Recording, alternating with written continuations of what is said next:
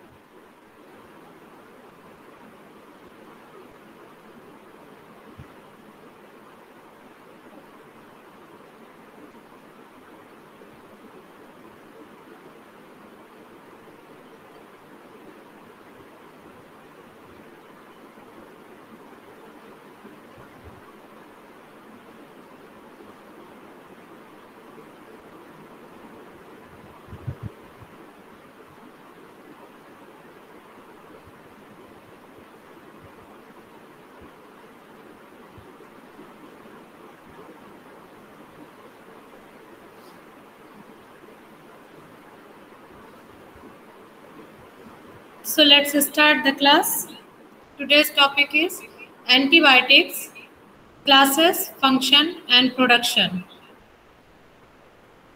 So antibiotics, it is a substance which have antimicrobial activity, and it can be exist naturally or it can be made as a synthetic substance, and widely used in the treatment and prevention of various type of infections, or in the treatment of different types of infectious disease generally caused by bacteria. These antibiotics, they are not effective against fungal or viral infections. So first of all, we must know about a brief history of antibiotics. Actually, some synthetic antibacterial compounds has been used since 19th century, and it was Paul Ehrlich who had used a compound known as salvarsan for the treatment of syphilis. Then after that, a number of chemical compounds has been used to treat some bacterial infection, but in 1928 it was Alexander Fleming who actually observed the phenomena of antibiosis by penicillium, which is a fungal mold against bacteria. So he discovered penicillin, and then a number of compounds which have antibiotic action or antibiotic property against different bacteria has been reported. It had reported, and the term antibiotic, it is used by Waxman in 1941. So let's start the actual science of antibiotics. That is, what are antibiotics? Antibiotics, as I have told you, these are some chemical compounds. They are secreted by some bacteria or fungi as an antibiotic.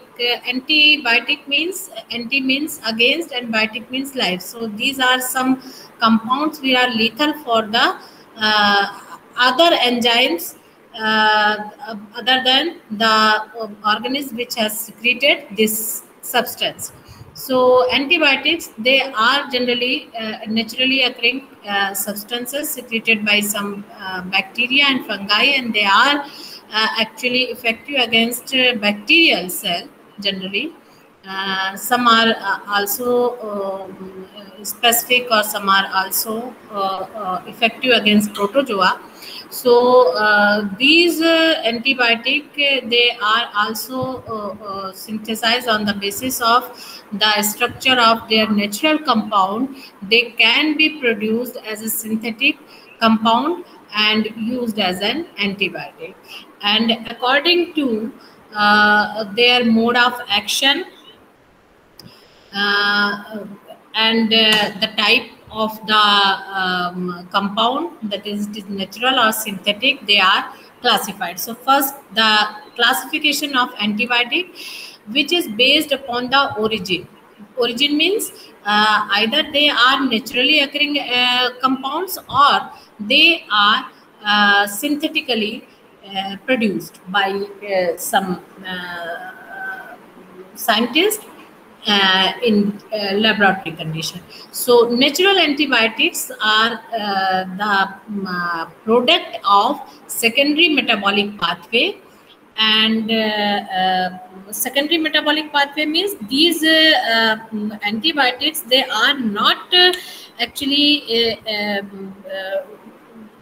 vital for the survival of a particular microorganism which has to be produced in, and they are not essential for the growth and maintenance of the life, but they are produced as a defensive molecule.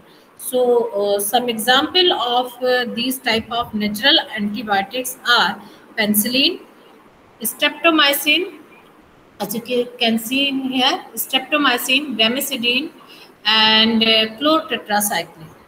So these antibiotics are of natural origin. They are natural compounds secreted by some microorganisms, and generally bacteria produce these antibiotics during competition to kill other bacteria and utilize cell debris as food for their survival. So generally soil bacteria, they are actually they have been reported for secreting a big pool of natural antibiotics, and these antibiotics are milder if we compare it with the synthetic antibiotic.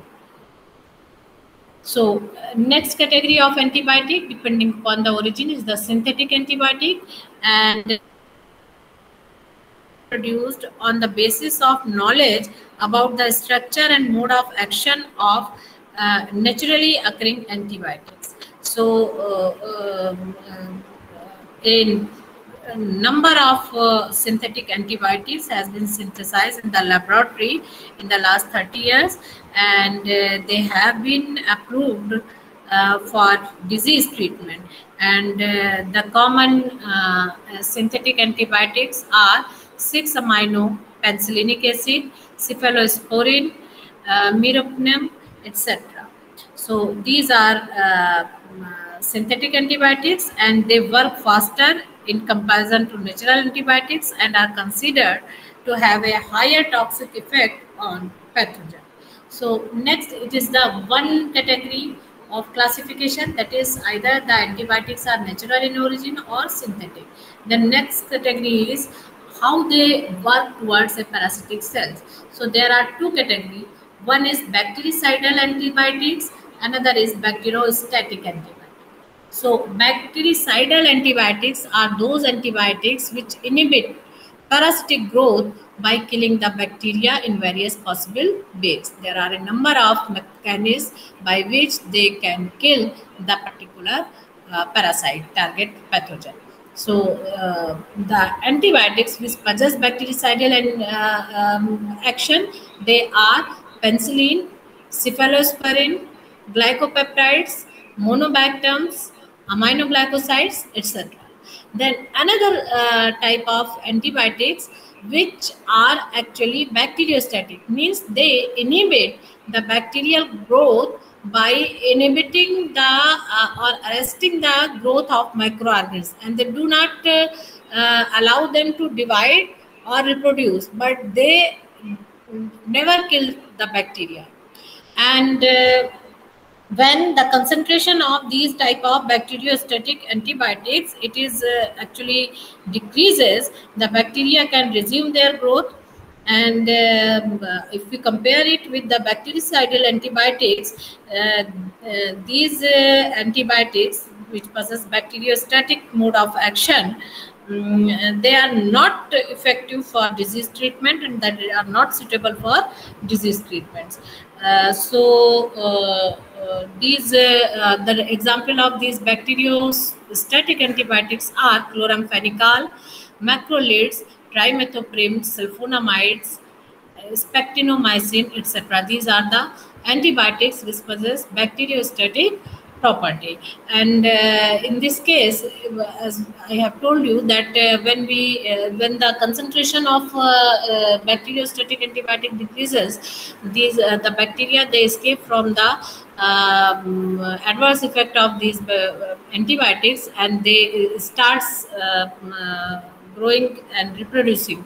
So sometimes they also escapes from the effect of these bacteriostatic antibiotic and produce antibiotic resistant genes. And we can see that a number of bacteria, they are actually resistant toward chloramphenicol. So let's talk about the next category of classification of these antibiotics, that is on the basis of their molecular mechanism of action. And this is the one of the most acceptable classification of antibiotics. And according to the mode of action or their molecular mechanism of action against bacterial cell, these antibiotics are mainly divided into 4 classes. First, those which possess beta-lactam ring, or the structure which actually involved in the inhibition of bacterial cell wall biosynthesis, particularly in case of gram-positive bacteria. Next class is those antibiotics which block the protein biosynthesis of bacteria by blocking the bacterial ribosome by binding on 30S subunit of the ribosome, and hence it inhibits the protein biosynthesis of bacteria. And aminoglycosides and tetracyclines, they belongs to this group of the antibiotic. Then third category of antibiotics are those which blocks bacterial DNA replication. For example, quinolones. And then another category which is actually very potent antibiotic, that is sulfur drugs, which blocks folate coenzyme biosynthetic pathway. So let's talk about the antibiotics which possess beta-lactam ring, and they inhibit bacterial cell wall biosynthesis. So this is an overview how these antibiotics works. So you can see in this figure, in this slide, that the mode of action or molecular mechanism of action of these antibiotics, they are categorized into 4 groups. One is by inhibiting the cell wall biosynthesis of bacteria, another by inhibiting the nucleic acid synthesis or folate coenzyme synthesis, and then another category is by inhibiting the protein synthesis. So when we talk about the cell wall biosynthesis inhibition, another category in which they disrupt the plasma membrane. This is another category.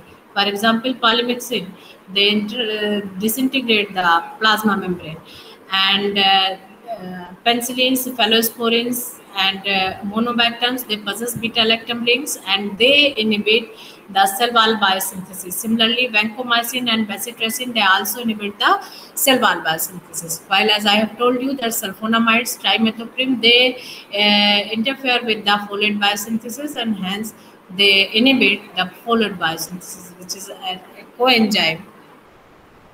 And quinolones, they inhibit the DNA synthesis by interacting with the DNA gyrase, while rifampicin, it target the RNA polymerase and hence it hamper the activity of RNA polymerase, while macrolides, linezolides, chloramphenicol, streptogramins, they binds with the 50 subunits, 50s subunit of ribosome, and tetracycline aminoglycoside, they binds with the 30s ribosomal subunit, and by this way they inhibit the protein synthesis. So let's talk about the antibiotics which actually inhibit the cell wall biosynthesis in case of bacteria, and by this way they actually inhibit the growth of a particular pathogenic bacteria. So most of the antibiotics which inhibit the peptidoglycan biosynthesis, they possess beta-lactam ring. So as we know that the bacterial cell wall, it is composed of peptidoglycan, which peptidoglycan, it is a covalently cross-linked polymer, and it remains linked with peptide by beta-1,4-N acetylhexosamine, as you can see in this figure. And this NAM, NAC and NAM, these are the alternating subunits of peptidoglycan, and NAM, it remains attached with a penta amino acid, and these are the peptides bond, and one chain of peptidoglycan, it remains cross-linked with another chain of peptidoglycan by transpeptide bond, and these transpeptidation reaction, it is actually the target for beta-lactam ring containing antibiotics. So transglycolase and transpeptidase, which are responsible for the transpeptide bond formation, these enzymes actually maintain the peptidoglycan layer by extending glycan strand of existing peptidoglycan molecule by adding disaccharide pentapeptides to it, and also cross-linking the adjacent immature peptidoglycan unit. So if we talk about the types of antibiotic, for example, glycopeptides and beta-lactam, they are a specific type of antibiotics that interfere with critical steps of cell wall biosynthesis. They contain 3 carbon and 1 nitrogen ring in their beta-lactam ring, which is highly reactive, and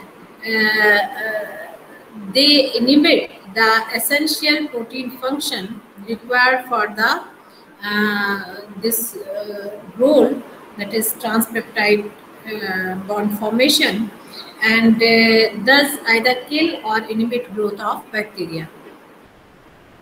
So the important members of beta-lactam family, they include penicillin, cephalosporins, monobactam. These are the important members, and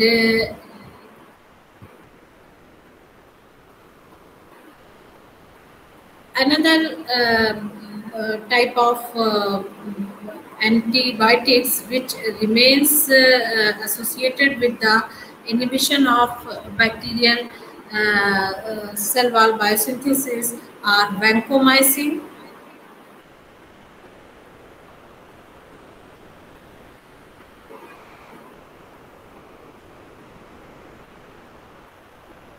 and if we talk about the effect of these bacta-lactam containing antibiotics on gram positive and gram negative bacteria, so gram positive bacteria are much more susceptible towards the beta-lactam ring containing antibiotic in comparison to the gram negative bacteria, because the gram negative bacteria, they possess an outer layer over the bacterial cell wall, which actually prevent the antibiotic to directly affect the cell wall biosynthesis in case of gram negative bacteria. So next category is inhibition of protein synthesis. So as we know that protein synthesis it is carried out by the process of messenger RNA translation, which consists of 3 steps: initiation, elongation, and termination. These steps involve ribosome and several other cytoplasmic factors which play important roles during this translation process. And ribosome, which itself is a complex cell organelle, and it composed of 2 subunits. In case of bacteria, the largest subunit of 50s and 30s subunit of small subunit. So they organize the formation of a complex between charged amino acid transfer RNA and messenger RNA transfer. This process involved several other initiation factors, and some antibiotics like tetracycline, which target this machinery and inhibit protein synthesis in bacteria. And the target they actually select for inhibition, it could be either 50S inhibitor in case of these protein synthesis inhibitor antibiotics, or it could be 30S inhibitors. They are subdivided further into 2 classes on the basis of their target subunit. So 50S ribosome inhibitors include generally macrolide, for example, erythromycin, and lincosamide. Like lincosamide, the example of lincosamide is clindamycin, and quinupristin, chloramphenicol. These are some antibiotics which targets 50S ribosomal subunit for inhibition of protein synthesis or peptidal transfer RNA translocation. And generally this is caused by the inhibition of peptidyl transferase reaction, which is responsible for the elongation of emerging peptide chain. So another target, which is 30S ribosome, and some antibiotics like aminoglycosides and tetracycline, they inhibit 30S ribosome include the amino acyltol and I have told you the tetracycline families. So they block the availability of amino acid transfer RNA to the ribosome. The amino cyclitol class of antibiotics and another class family of the antibiotic that is known as aminoglycoside, which include streptomycin, kanamycin, tobramycin, gentamicin, etc. They bind to the 30S ribosome subunit at the 16S ribosomal RNA component, and by this way they inhibit the protein synthesis. So next category is the inhibition of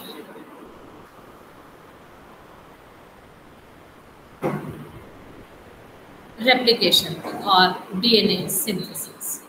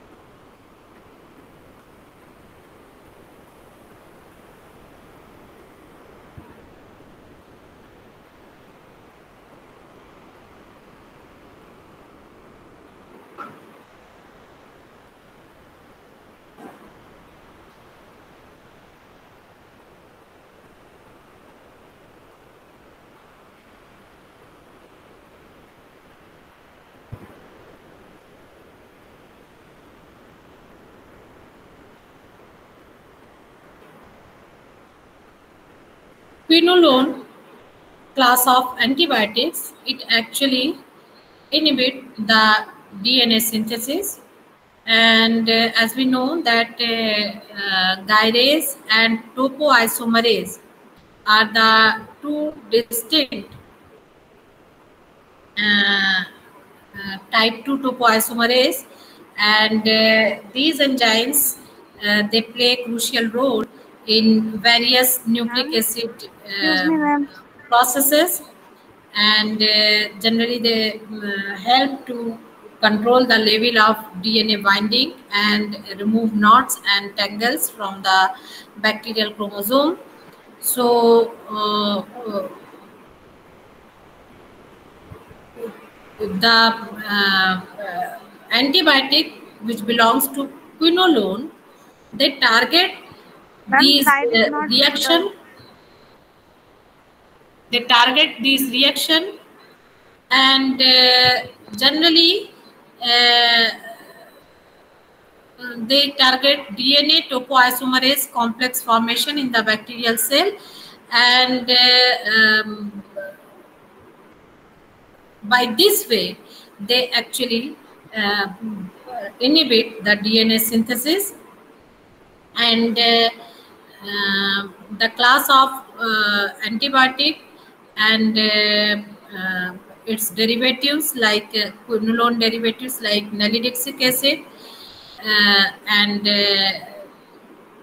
another second generation of quinolone, that is ciprofloxacin, levofloxacin. It belongs to the third generation of the quinolones, and gemifloxacin, another fourth generation quinolones.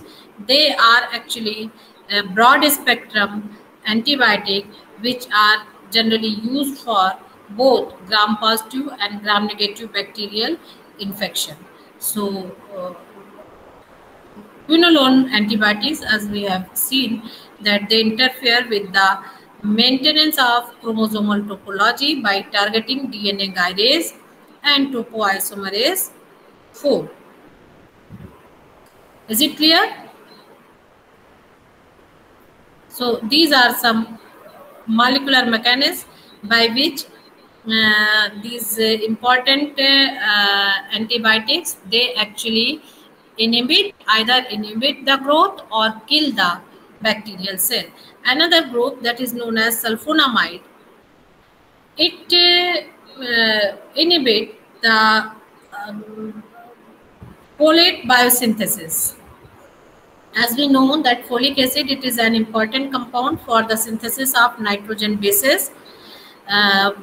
Nitrogen bases, you are aware about it, that is purine and pyrimidine bases, and hence they are important for the synthesis of nucleic acid. And sulfonamide, it blocks the formation of folic acid, and it also blocks their incorporation into the precursor. So